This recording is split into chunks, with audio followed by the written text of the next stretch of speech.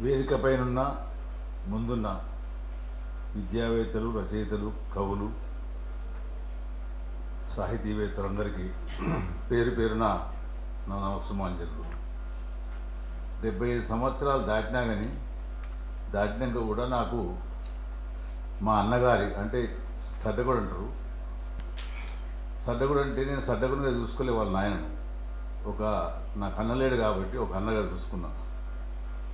వాళ్ళు కూడా వాళ్ళని మంచిగా ప్రేమతోనే, వాళ్ళ మీద భక్తి విశ్వాసాలు ఉండేవి, మంచి ప్రేమ ఉండేది, అనురాగం. రెండవ మా భార్య, రెండవ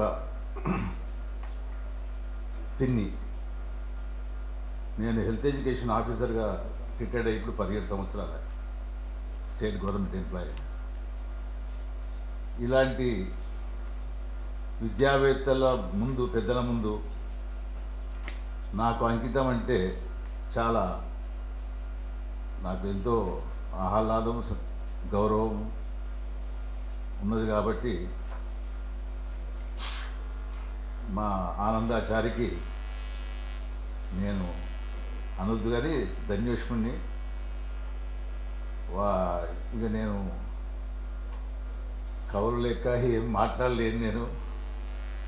మీరు మహా విద్యావంతులు, సరస్వతి పుత్రులు. మీరంతా మీ సమక్షంలో నాకు ఆ పుస్తకం అంకితం ఇచ్చినందుకు నేను ఎల్లవేళలా ధన్యుణ్ణి. వాళ్ళ కుటుంబము, వాళ్ళందరూ, వాళ్ళ పిల్ల పాపలందరూ, ఆ మనమల కాడి నుంచి వాళ్ళందరూ సుఖశాంతులతో ఉండాలని పెద్దగా నేను భగవంతుని ప్రార్థిస్తూ, జీవితంలో అందరికీ ఇక్కడ ఎంతమంది ఉన్నారో అంతమందికి జీవితంలో ఒక్కొక్కరిది ఒక్కొక్క కథ. అందరి కథలే ఉన్నాయి. సంతోషం ఉండొచ్చు, దుఃఖం ఉండొచ్చు. జీవితంలో దుఃఖంతో సంతోషం రావచ్చు, మళ్ళీ సంతోషంతో పుట్టి కూడా చివర దుఃఖంతో ముగియవచ్చు.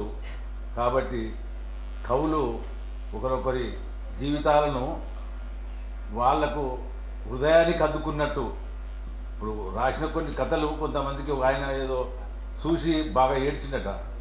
అట్లనే మీలాంటి సాహితీవేత్తలు, కవులు రాసిన యొక్క విలువైన పుస్తకాలు ఒకరొకరి యొక్క మనస్సు యొక్క మేధస్సుతో రాసినవన్నీ జనానికి సర్వదా ఉపయోగపడతాయి. జీవితంలో వాళ్ళకు ఒక విధమైన గుణపాఠము కానీ, లేకపోతే ఒక విధమైన ఒక మంచితనం కానీ నేర్పుతాయని మీ అందరికీ, మీ సమక్షంలో పేరు పేరున అందరికీ ధన్యవాదాలు తెలుపుతూ నమస్కారం.